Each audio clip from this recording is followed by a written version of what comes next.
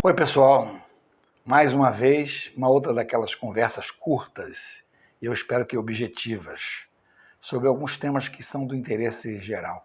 Hoje a gente vai conversar um pouco sobre um negócio que eu acho que aflige a todo mundo, que é o medo.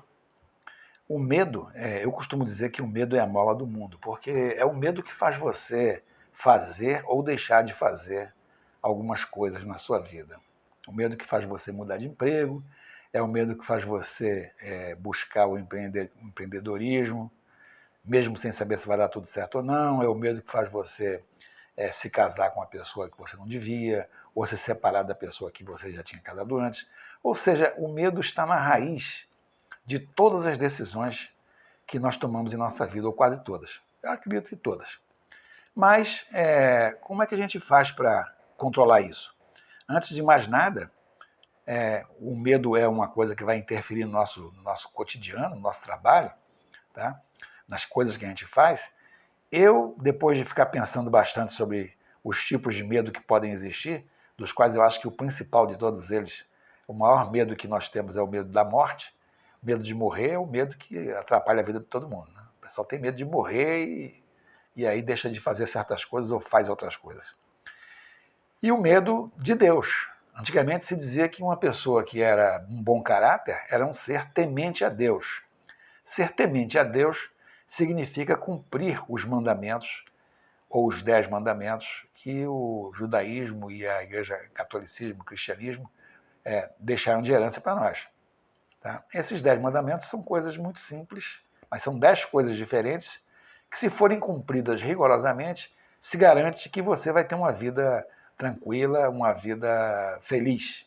Então, temente a Deus, um ser que teme a Deus, em princípio não vai fazer, não vai roubar, não vai matar, não vai fazer nada que não presta, porque ele teme que Deus interfira contra ele.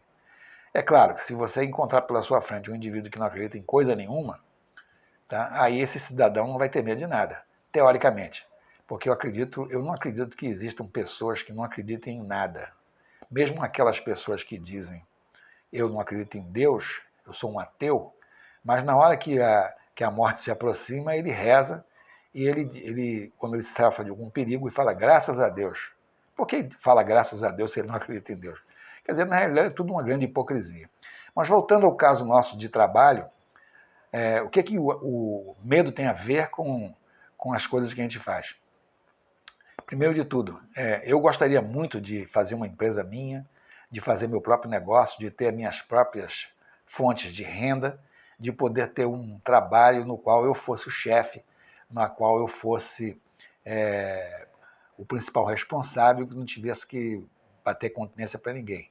Ou, se vocês quiserem, pedir a benção para ninguém, ou em vez de pedir a benção e bater continência, fosse uma coisa que não tivesse que prestar contas para ninguém. Quando eu falo de bater continência, parece até que eu estou falando do meio militar. E quando eu falo de pedir a benção, é quando eu estou pedindo a benção em casa para os meus pais. Então eu gostaria de ter um negócio em que eu fosse absolutamente livre e liberto. Mas eu tenho medo. Eu tenho medo de me meter numa coisa dessas, porque eu não sei o que vai acontecer. Então eu comecei a pensar qual é o efeito que o medo provoca no nosso corpo, né? Primeiro de tudo, quando a gente tem medo do desconhecido, quando a gente tem medo de morrer, ou medo de ser atacado, de ser assaltado, ou de alguma doença, o teu corpo reage. Se você estiver prestes a ser atacado, ele reage estreitando as veias e artérias do nosso sistema cardiovascular. Com isso, por que ele faz isso? Para proteger uma eventual perda de sangue, que é a moeda mais importante do nosso corpo. O ouro do corpo é o sangue. É o sangue que leva o alimento, é o sangue que alimenta todo mundo. Tá? E se você perder o sangue, você estará perdendo uma coisa importante no seu corpo. Então, o corpo não quer que você perca o sangue, e por causa disso, ele reduz os calibres das artérias e veias, e ao mesmo tempo isso faz com que aumente a pressão arterial e o coração também dispara. Quer dizer, a ansiedade é terrível. Se você vive em estado permanente de ansiedade, estado permanente de medo de alguma coisa, você tende a ficar permanentemente com problemas de pressão. A pressão arterial ela vai se comportar de maneira desagradável quando você tiver com ansiedade permanente. Eu vivo sempre com medo, eu acordo com medo, não consigo dormir direito porque eu não consigo relaxar, e quando eu acordo de manhã, eu já acordo pensando qual é o monstro que eu vou enfrentar, ou onde é que vão me roubar, onde é que vão me prejudicar. Então, o medo é uma coisa que nós devemos combater. Mas como fazer isso? Como conquistar o medo? Como fazer com que o medo trabalhe a nosso favor? Antes de mais nada, eu acredito, e vocês talvez concordem comigo, que o medo está relacionado diretamente ao conhecimento. Quanto mais conhecimento vocês tiverem sobre uma determinada situação ou coisa, menos medo vocês terão do improvável. Você não quer ser apanhado por um impacto da surpresa. A gente chamava sempre de um impacto da perplexidade. Né? Fiquei perplexo com o que estava acontecendo porque eu não estava esperando que aquilo acontecesse. Mas essas coisas de não esperar o que acontece têm a ver com o nosso medo do desconhecido. E o medo do desconhecido está ligado diretamente ao conhecimento, ou à possibilidade de você antecipar o que vai acontecer. Bom, existem muitas coisas que a gente pode fazer para dominar esse medo básico, né?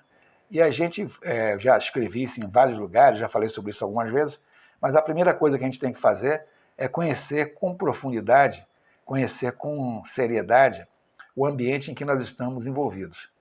Ou seja, antes de querer se meter ao gato maestro, à raposa boateira, ou qualquer outro nome que vocês queiram dar, antes de você querer bancar o esperto e achar que vai dominar o mundo com as suas coisas, tá? Você tem que fazer um levantamento muito bem feito da realidade. Agora mesmo, eu estou procurando orientar um rapaz muito criativo que inventou um produto diferente. Na cabeça dele, o produto é maravilhoso, tá? E deverá provocar grandes reações positivas na vida financeira dele. Ou seja, ele pretende ganhar rios de dinheiro com esse produto que será aceito e amado pela população. Só que é preciso que a gente faça uma reflexão para saber se o que ele está pensando é verdade ou não. Então, me cabe aí bancar o advogado do diabo e começar a fazer as perguntas que são incômodas. Em vez de aplaudir, questionar, criticar, perguntar, até que ele consiga resolver todos os problemas que ele nem imagina que existam. Tá? Aliás, nesse negócio de perguntar e descobrir a realidade, tudo isso, existem algumas coisas antigas, tá?